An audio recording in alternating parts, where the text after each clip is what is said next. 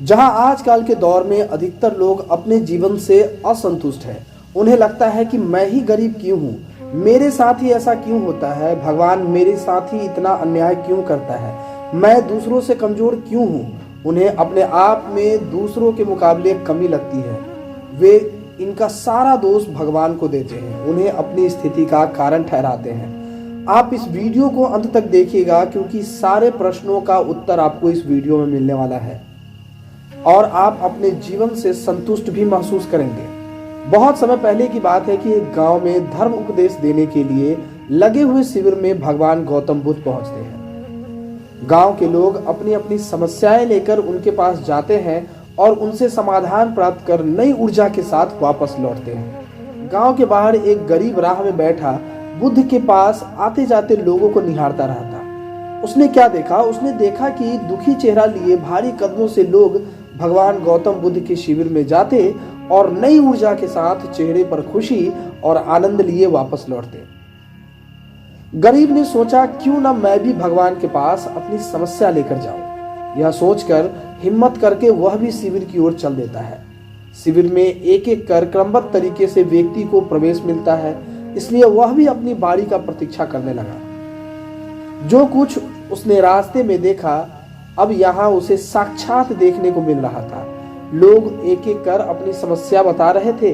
भगवान गौतम बुद्ध चुपचाप शांति से सबकी समस्या सुनते और जवाब देते। उसकी भी बारी आई। उसने भगवान गौतम बुद्ध को प्रणाम किया और बोला, भगवान मैं ही गरीब क्यों? भगवान गौतम बुद्ध मुस्कुराए और बोले, तुमने कभी किसी को दिया ही नहीं, इसलिए गरीब हो। इस पर वह आश्चर्य से वह भगवान गौतम बुद्ध का मुंह ताकने लगा और बोला, भगवान मेरे पास कुछ देने के लिए है ही नहीं, बड़ी मुश्किल से गुजारा हो पाता है और कभी कभी तो भूखे ही सोना पड़ता है, इतना गरीब हूं मैं। भगवान गौतम बुद्ध शांत भाव से बोले, तुम्हारे पास एक चेहरा है, किसी को भी मुस्कुराहट दे सकते हो। तुम्हारे पास मुंह है, किसी को भी प्रसन्नता भरे कुछ शब्द दे सकते हो। दो हाथ है तुम्हारे पास, किसी के लिए मदद कर सकते हो। दरअसल जिसके पास ये तीन चीजें हैं, वह भला गरीब कैसे हो सकता है? गरीबी का भाव मन में होता है। मन से यह भ्रम निकाल दो, लोगों को देते जाओ, गरीबी अपने आप ही दूर हो जाएगी। यह बातें सुनकर उस गरीब का चेहरा दमक उठा। उसे अपने प्रश्न का उत्तर मिल चुका है। अब उसके मन से गरीबी का भाव दूर हो गया और इस शिक्षा को जीवन में उसने जब उतार लिया तो कुछ ही दिनों के भीतर उसकी जीवन जो है वो खुशियों से भर गया। इस कहानी से हमें यह जीवन की सीख मिलती है कि मंदिर में भी लोग जाते हैं, कुछ न कुछ मांगते रहते हैं और कुछ जीवन भर घुट घुट कर रो रो कर समय बिता देते हैं। वे ईश्वर की कृपाओं को कम आंकने लगते हैं, जीवन की महत्वता को कभी जानने की कोशिश ही नहीं करते हैं। इस पर कबीर दास ने बहुत बेहतरीन दोहे कहे हैं, आइए समझते हैं। सबके पल्ले लाल है सभी साहूकार, गांठ खोल परखा नहीं या विधि रहा कंगाल। यानी कि सभी के पास ज्ञान है, जो ईश्वर की अनमोल देन है, जिसे हम कभी जानने समझने की कोशिश ही नहीं की, इसलिए हम सुख का आनंद नहीं ले पाते हैं। मित्रों, मनुष्य जीवन का एक अनमोल अवसर है और विधाता की असीम कृपा का तोहफा है। हमारा सर्वप्रथम यह कर्तव्य होता है कि हम उस परम परमेश्वर की इनायतों को समझें, ईश्वर की कृपा को जानने की कोशिश करें और इसका सबसे आसान तरीका है खुद को समझाना।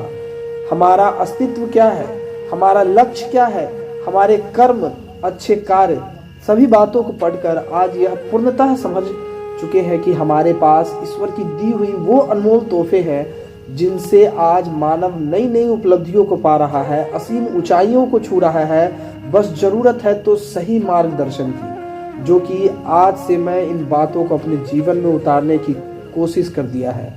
आपको प्रतिदिन कुछ बातों का ध्यान रखना है। पहला, हर रोज अपनी एक कमी को दूर करो, चाहे वो आपका गुस्सा हो या फिर नकारात्मक सोच। जब भी कुछ सोचो तो अच्छा सोचो। अगर कुछ करने का सोचा है तो तब तक उसके पीछे लगे रहो जब तक कि वह काम समाप्त नहीं हो जाता है।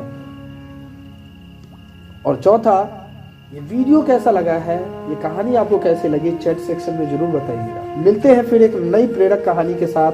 तब तक के लिए जय हिंद, जय भारत।